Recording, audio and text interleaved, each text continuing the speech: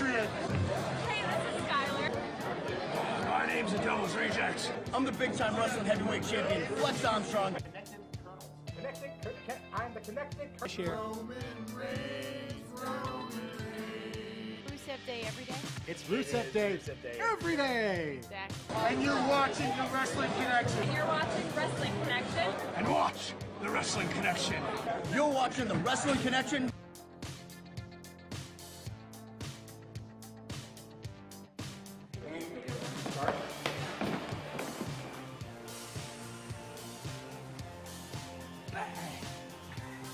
I hear that women gain immortality from licking the feet of babies. What? Say. Be connected, get connected, and stay connected, brothers. Hello, Allison, and welcome to the Be connected, get connected, stay connected. Of course, we have the official presentation. Thank you. Get connected, be evil, or die.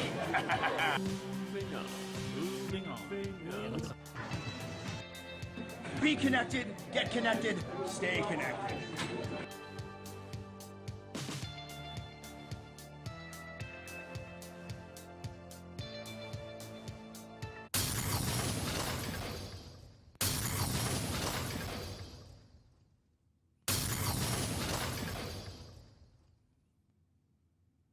And welcome to episode 270 of the most must-see award-winning talk show ever at Bedford Airways, or any airways for that matter. North, south, east, west, backwards, frontwards, sciaticals, sideways, any which way you look at it, all around the world.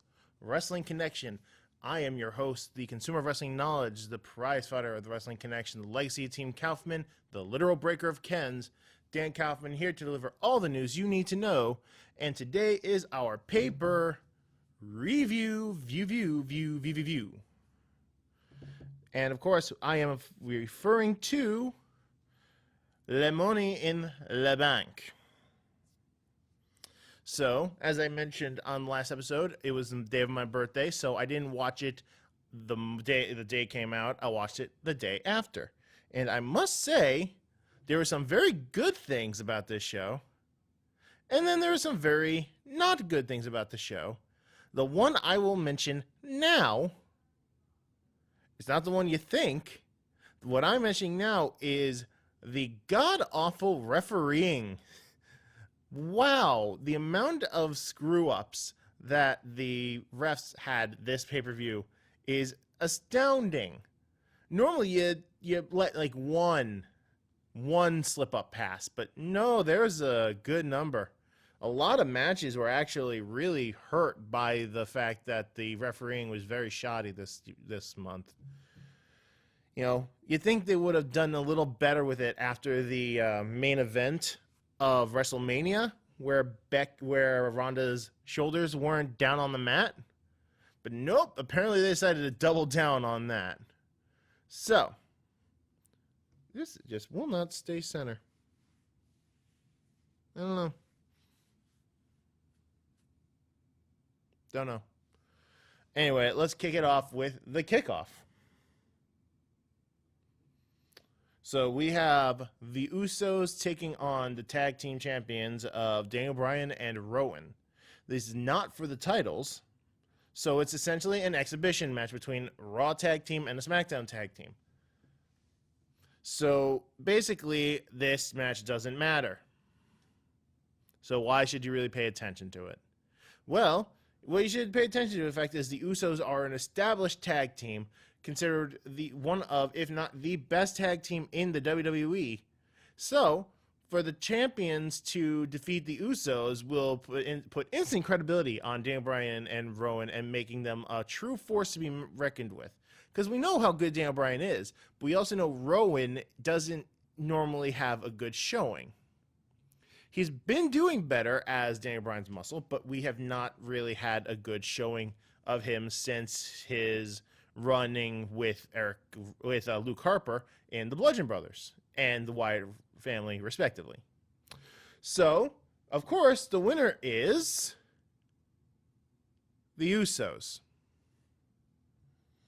The Usos, who did not win the belts for winning. The Usos, who went back to Raw to feud with the Revival, leaving Daniel Bryan and Rowan on SmackDown with an already butchered tag team division as their loser champions. The match itself was good because, of course, it was. There were super kicks aplenty. There were plenty of technical wrestling with Daniel Bryan, and there's a lot of strongman stuff with Rowan. He was going to go, I remember he was going to go for like a double choke slam off the top rope.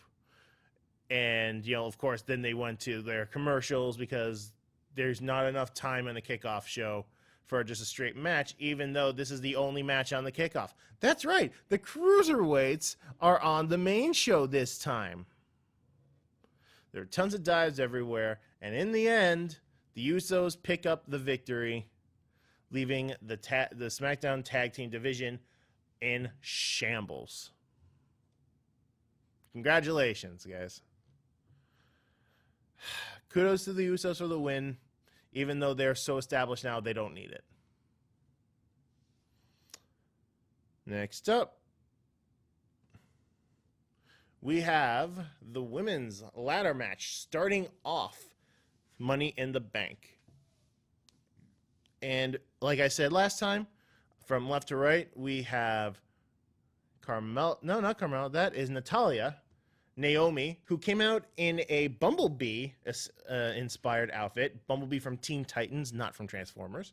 Dana Brooke, who apparently my girlfriend loved her outfit this time around. Nikki Cross replacing Alexa Bliss because they do not want to put her in a ladder match.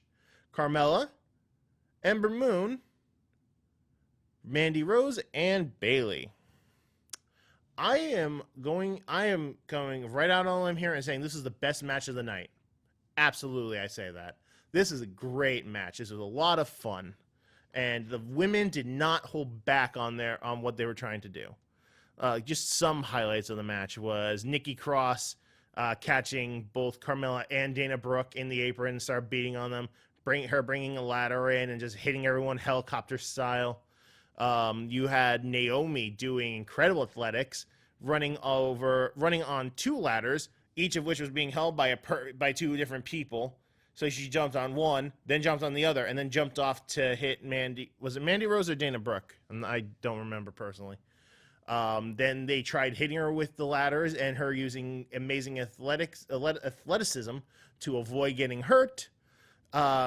You had the insane from outside ladder to inside the ring eclipse to was it Dana Brooke or Mandy? Again, I'm getting those two confused. But Ember Moon getting the first holy S word out of the entire show, and it was great to see. You had Carmella getting her leg tweaked and having to leave, only to come back later and then beat up Mandy, who is the one who hurt her leg, making it seem like they're going to feud later. You had Dana Brooke trapping Ember Moon in a ladder and then doing her cartwheel elbow into her. Oh boy, there's so many. Essentially, near the end of the match, you had Mandy Rose, who was trying to go up the ladder. Carmella comes back from backstage, basically destroys Mandy, including a super kick to the face, knocking her out, leaving Carmella to try and go up the ladder on her own. But then Sonya Deville, who is not a part of the match, ends up pulling Carmella down, spearing her, and then dragging Mandy Rose's lifeless body on her shoulders.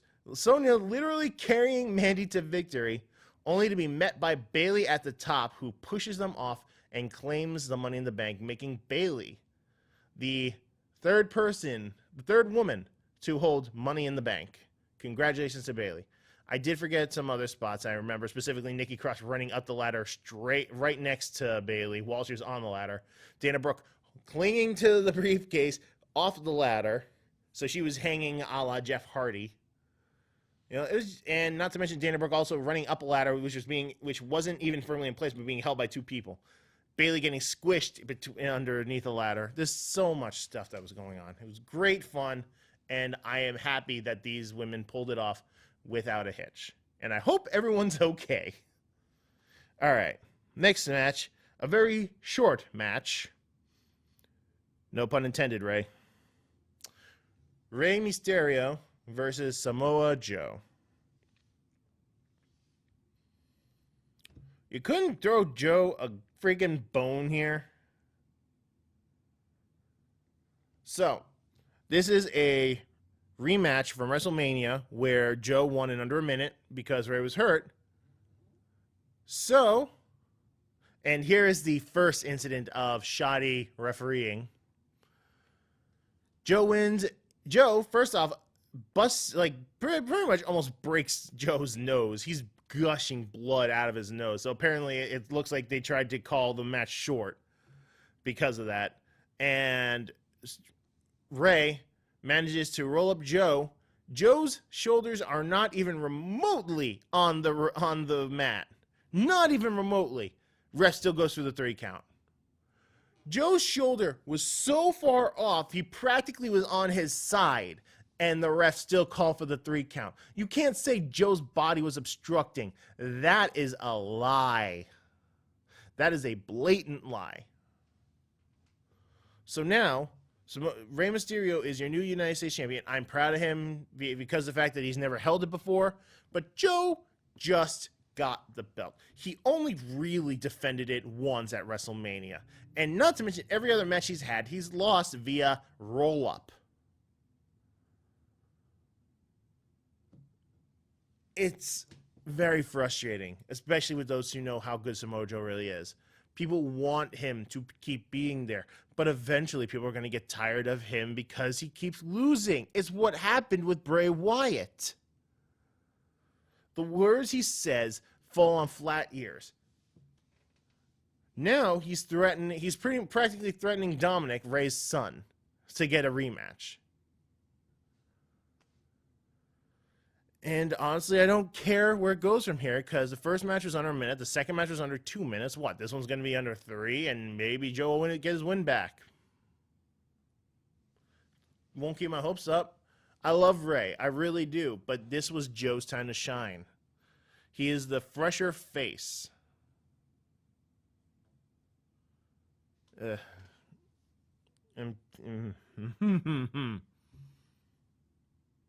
go to the next match. Shane McMahon versus The Miz. I don't know why. For some reason, I keep saying Shiz and Main. Keep getting these two mixed up. So, because of the fact that Shane has basically been ducking and dodging, bobbing and weaving around The Miz since Mania, they basically decided to have this match as a steel cage match. So the goal, of course, is win via pinfall submission or escape the cell via over the cell or through the door. So, of course, the moment the bell rings, Shane immediately tries fleeing, and he does that for like the good first 5 minutes of the match, trying to get out of the way. And every single time Miz intercepts him until Shane just barely gets the upper hand and then just starts throwing him back and forth into the cage, trying to beat him down. And then when the Miz again tries to get the upper hand, Shane tries to flee. Tries going through the door. He almost gets through the door. Miz grabs him, pulls him in. Shane ends up getting dragged back in, but he grabbed a chair from under the ring. And then all of a sudden, it was a scramble to get to the chair, which the Miz got to, and just whipped the holy bejeebus out of Shane over and over and over again. You got the fans going, one more time. And the Miz just going, you think you're done? No, I don't think you're done. Again and again and again, including picking him up, going, this is for my wife, my mother, my father, all of my family. Skull crushing finale on the chair.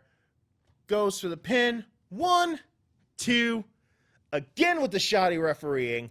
Shane gets his foot on the ropes. The ref stops the count because, of course, the rope break inside of a steel cell, where rope breaks do not apply. The Miz had Shane in a figure 4 leg lock. Shane got to the ropes, and the ref didn't stop it, and the commentator said there's no rope breaks in the steel cell. So Shane was trying to escape while still in the fatal leg lock. He gets it through. Then he goes through the pin, and the rope break stops the pin count. The commentators tried, glossing it over, saying, "Oh, the ref must be, concerned about his job because Shane's his boss." It wasn't established, and no one believed it. In fact, the crowd was chanting BS throughout most of the remainder of the rest of the match. Then you had the coast-to-coast attempt, which was blocked. You had multiple chances of trying to flee. And then you had Shane just getting to over the ropes, over the cell, and then The Miz catching him, and then looks back, and he's going to go for a superplex. So trying to go for the superplex, Shane's blocking it, and then while Miz is trying to get a better grip on him, grabbing his shirt, trying to pull him up, sweaty Shane slips through his shirt and lands on the outside, being named the victor. Shane wins via escaped shirt. I will admit that is an interesting way of ending it. No one would have really seen that coming. Normally they try not to really show much about how much Shane sweats, but apparently it helped him out this time around. So good on him for escaping via sweat. I still prefer the Big Show slamming JBL through the ring and then JBL just crawling outside the ring because of it. All right. So, all in all, shoddy refereeing again, ruining the match in my opinion. Next up, I did say this before on the kickoff, the Cruiserweights got their main event match. Tony Nese, the premier athlete, versus Arya Daivari, who comes out in a very nice-looking car. So, of all the matches for the Cruiserweights that get on the main card, I'd say this is the second best in modern history, only because there's been two in modern history. The one before that was Buddy Murphy versus Mustafa Ali. So, this was a good match, definitely solid cruiserweight action. The going for kicks, whiff strikes, a lot of athleticism, to the point when Tony Nese tries going for his triangle springboard moonsault, which Daivari dodges. And then the match became very one-sided on Daivari's favor when he did a rope burn onto Nese's eyes, making Nese essentially blind for a good chunk of the match. And there was times Daivari had his Persian lion salt. He had his was it like a hammerlock close range lariat, which is very nice and is also, of course, very akin to Okada.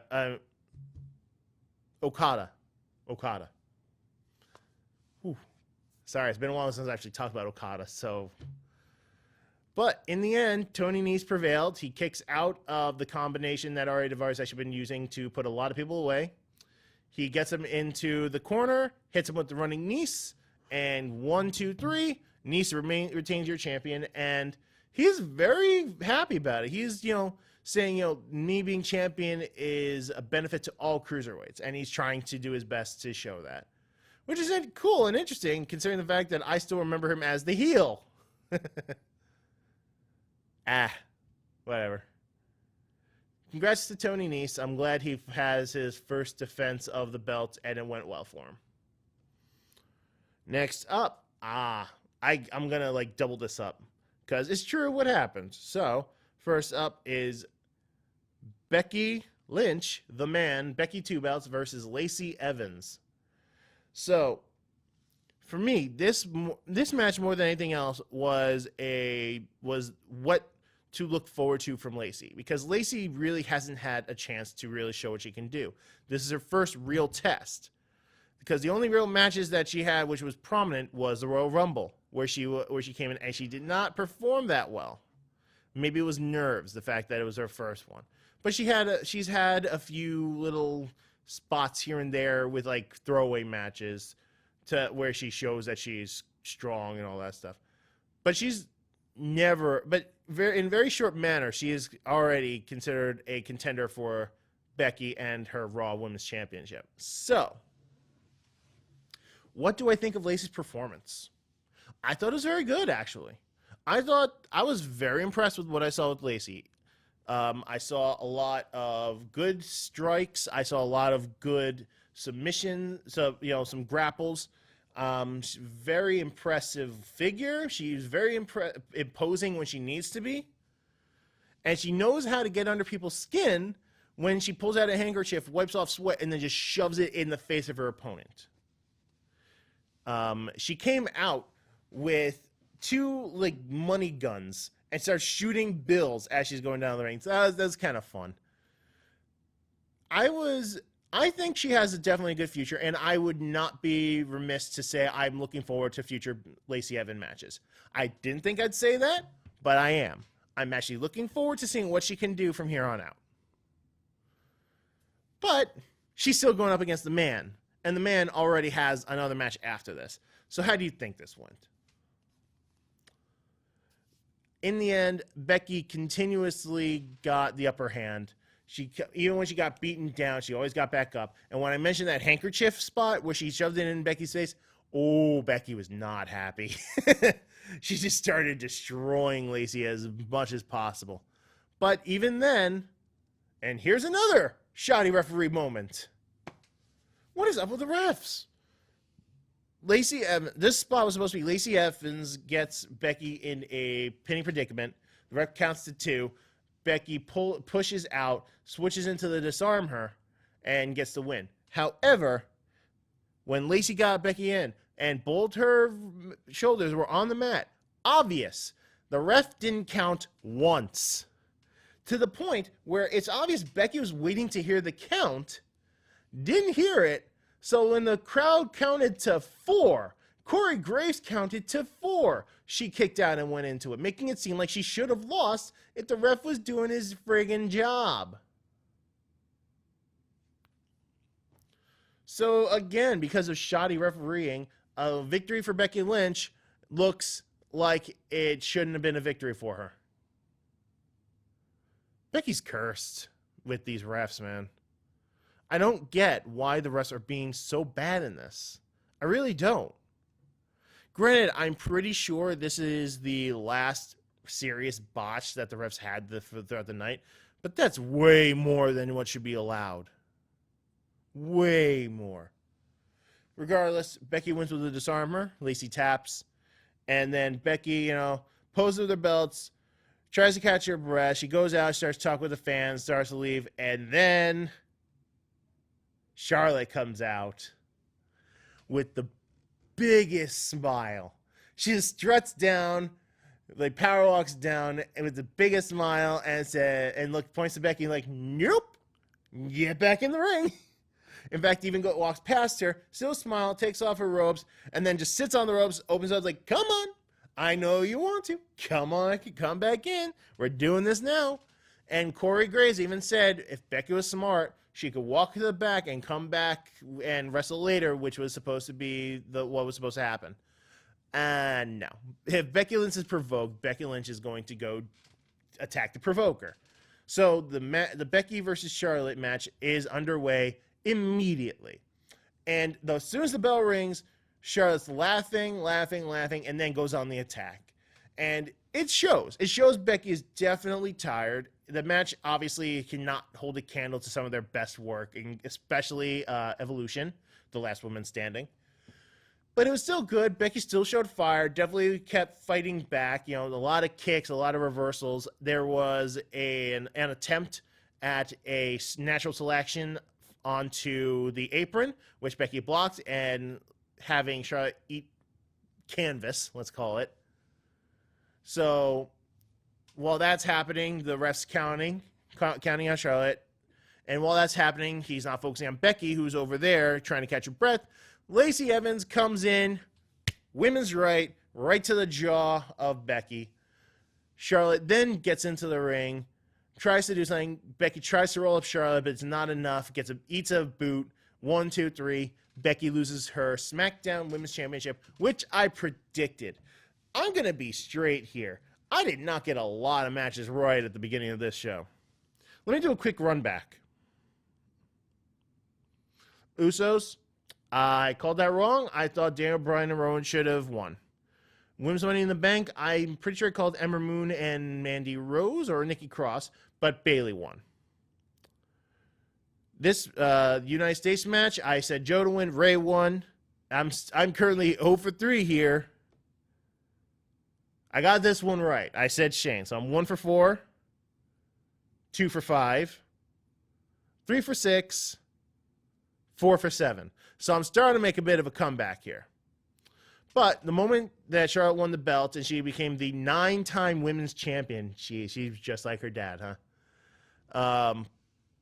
Becky immediately knew who was responsible, got out of the ring, attacked Lacey Evans, then Charlotte backed Lacey up, and then it was a beatdown, which Bayley then came out and just wrecked house, and Bayley looked around, people cheering, chanting, going nuts, and Bayley realized, turned around, grabbed her briefcase, cashed it in, elbow drop, 1, 2, 3. Charlotte was, as Allison wanted me to say, queen for a minute and 20. Charlotte Flair lost the championship. She just won. Bayley is your new SmackDown Women's Champion, and congratulations to Bayley. I'm looking forward to see what you do in the future, and I really hope this isn't just an FU to Sasha because of what she's trying to do. All right. Next up. I had fun with this. I did not think I would. But I definitely did have fun with this because no one's looking forward to a Roman Reigns versus Elias match. Nobody. So they didn't technically really have a match. They had a segment. To which you see Roman Reigns walking to the ring backstage. Then Elias just creeps up out of nowhere and just smashes the guitar onto Roman, knocking him out. And then Elias is like, showtime. Goes out of the ring, gets an electric guitar. It's like, so normally I come out here for an acoustic performance, but my guitar broke. So he had a lot of fun in Connecticut talking about their your local sports team, the Whalers, saying that Hartford's a disgrace, and then it said, thank you, good night, I love none of you. And then as he's leaving, he hear Roman's music comes on, Roman comes out, Superman punch, drags him to the ring, tosses him in, ding, ding, ding, spear, 1, 2, 3. Done, and I am okay with that. It was fun. The match didn't have to be long. This whole segment was fun. I am giving it a big thumbs up because if you're worried about how a match should go and you don't think they can pull it off, this is how you do it. It is. Absolutely it is. So, next up, we're winding down. Final 3 matches. You have Seth Rollins versus AJ Styles. A 15-year in the making rematch from back when they saw each other on the indie scene. And I had to explain to Allison, Seth's in his 30s. If it was not 15, it was like 12. No, it was 15. So he had to have been like 18 or something like that when he first met AJ Styles. They're both pretty young. And even though they're, Seth's in his 30s, AJ's in his 40s, it didn't show in this match. This match was great. See, we're really starting to get to the good stuff now. This match was spectacular. Only really beaten out by the women's Money in the Bank match. You had a lot of back and forth. You had a lot of variations to moves that they've done. A la Seth doing his, once again, reverse superplex to reverse Falcon Arrow. And you had AJ doing, trying to go for different versions of the Styles Clash, a la apron to outside the ring. Or the very impressive switching the curb stomp into the Styles Clash. People were like, how did he do that? It was great stuff. A lot of fun. And in the end, Seth manages to get him out, kick out where AJ's shocked, then gets him into the Revolution knee, the ripcord knee strike, to the super kick, to the stomp for the 1, 2, 3. Seth Rollins is still your Universal Champion, and AJ shook his hand after saying, "Do you know how hard it is for me to do this?" It was a great match. I feel like I skimmed over a lot, but that's because I want you to watch the match. I remember a lot of stuff, like the beginning where Seth manages to get AJ on the ground, where AJ then pops up for head scissors takedown. Little snippets like that are what makes me want people to watch the match. For all the matches that I want you to watch the women's Money in the Bank match, and I want you to watch this match and the next match. Next match is probably the third out of those three.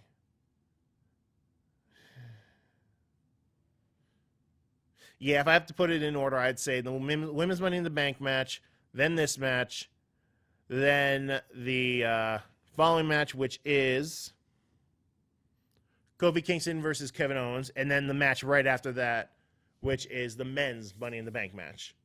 So, for this match, you have Kofi asking Austin Creed, Xavier Woods, same guy. It's the same guy, Xavier Woods, to stay in the back so he can beat Kevin Owens one-on-one.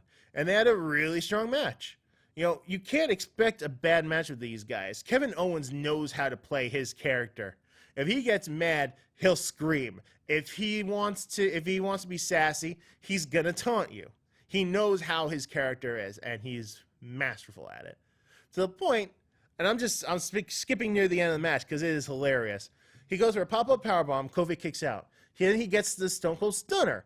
Kofi gets a rope break. Kevin Owens gets so mad, he rips the shoes off of Kofi and just chucks him.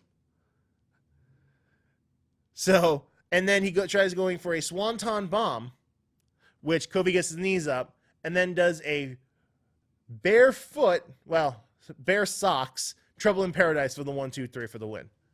But that's ignoring things like the Bullfrog Splash from the apron to the outside of the ring. It ignores the trust fall attack to Kevin Owens catching him with a super kick.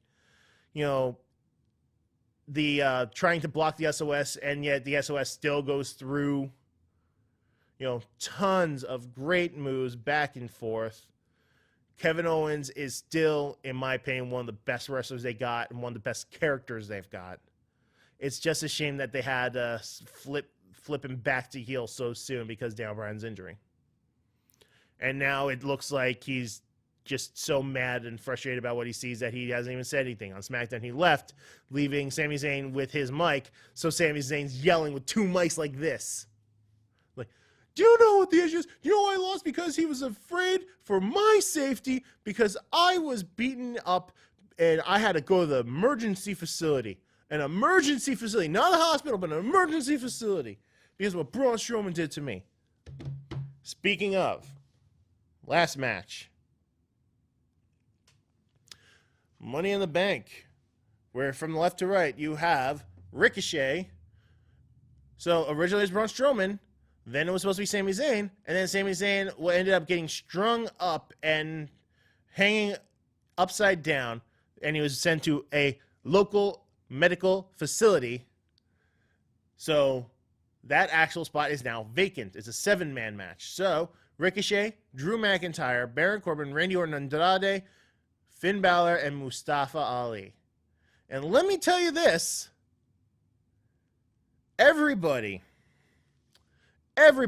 looked good in this match except Ricochet.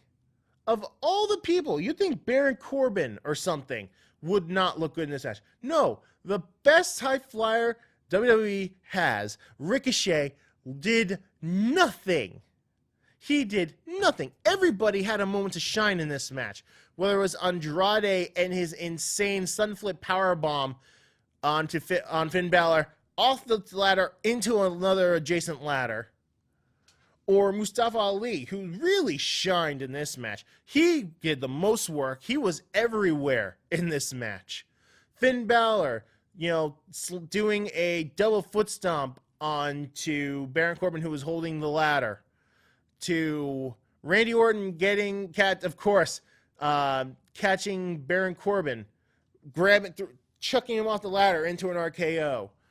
Or you had Drew McIntyre going nuts, slamming Finn onto a ladder, and then picking up Andrade and doing a reverse Alabama slam onto Finn, who's on the ladder. Or him claymoring Baron Corbin, because Baron Corbin and Drew were working together for a little bit of this match. Or Baron Corbin, who really just destroyed a lot of people in one chunk of this match, where Ricochet tried doing something, dove through the ropes, to Baron catching him and bring him into a deep six.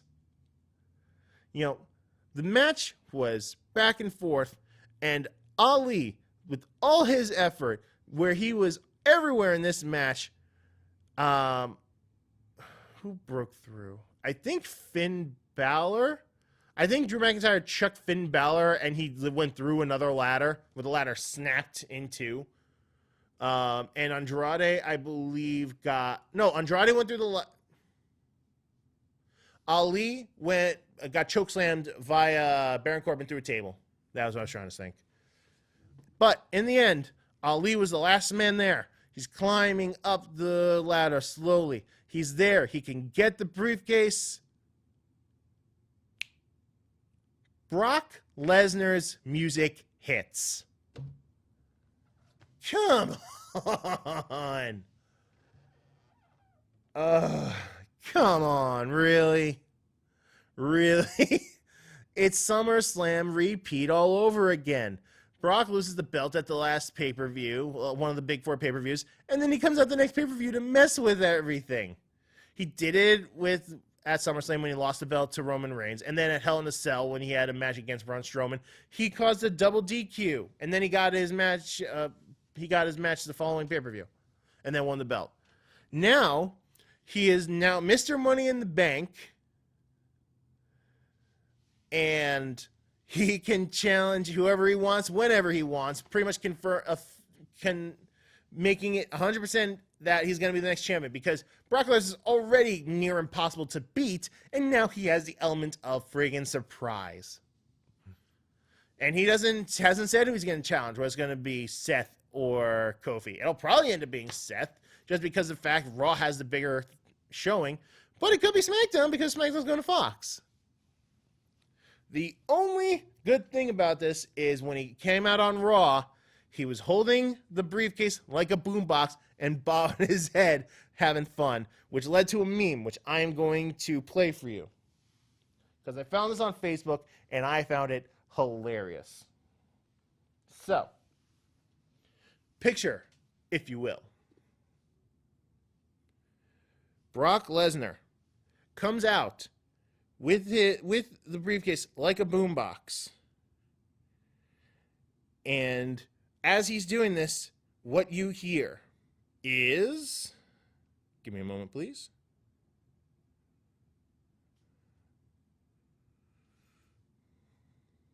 Oh, come on.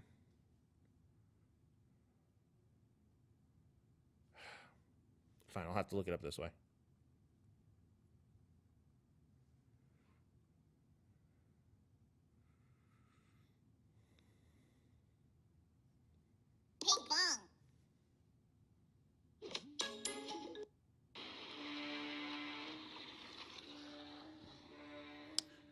Boombox, Brock Lesnar.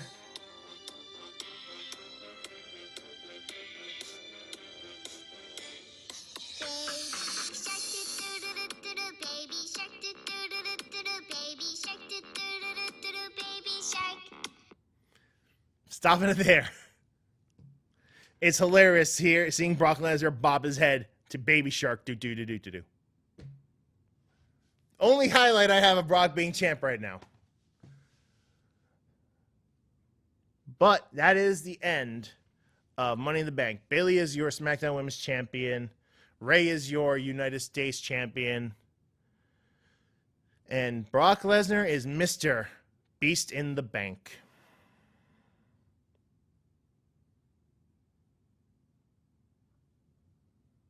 Frustrating. Good matches, bad matches, nothing matches, shoddy refereeing, and Brock's back practically on top again. This is all over the place. So I need time to come down from that.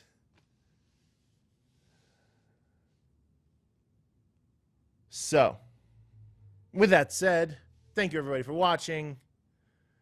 Stay tuned for more wrestling information. Sorry to hear about Ashley Massaro, a former Tough Enough winner who has, I believe, Tough Enough or Diva Search. It was one or the other, who has sadly passed away. And as always, to those fans of the Wrestling Connection, fans of wrestling, be connected, get connected, stay connected. Have a good night, everybody.